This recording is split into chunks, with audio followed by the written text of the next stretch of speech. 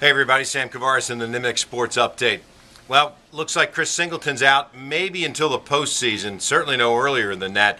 That broken bone he suffered in his foot when he came down wrong against Virginia was repaired, but the rehab starts immediately, but still, there's no guarantee of when he'll be back at all. It's a shame Singleton, the ACC Defensive Player of the Year for the Seminoles last year, is going to be a first-round NBA draft pick, and we'll see how this thing recovers, but they said that he's going to be out indefinitely. Same thing for Chandler Parsons, who suffered that deep thigh bruise, that leg bruise, when Alex Tice came down on him for that rebound last weekend. Stayed in the game for a little while, had to take himself out.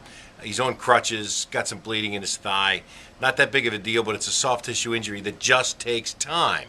Billy Donovan said if he doesn't practice on Thursday, he probably won't play Sunday against LSU, and that's what you want. If you read between the lines, Billy's basically saying, look, the LSU game's not really that big. It's a Western Conference opponent, and they've got games against Georgia, Vanderbilt, and Kentucky coming up in the East, all very important, and we'll find out if Parsons can recuperate enough to be back. As Jeff Gordon said, kind of creepy over the weekend with Dale Earnhardt Jr. and what happened to him on the 10th anniversary of his father's death. Dale Jr. draws the pole for the shootout and then wins the pole for the Great American Race this coming Sunday. Gordon will be outside row 1, 2 Hendricks teammates in the first row.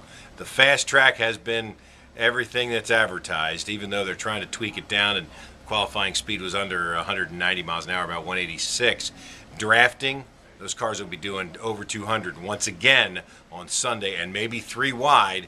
It's going to be just wild. The qualifying races will give us some insight on Thursday as to what happens there. Thursday's a qualifying race, Friday's the truck race, Saturday the nationwide race, and Sunday's race starts at 1 o'clock.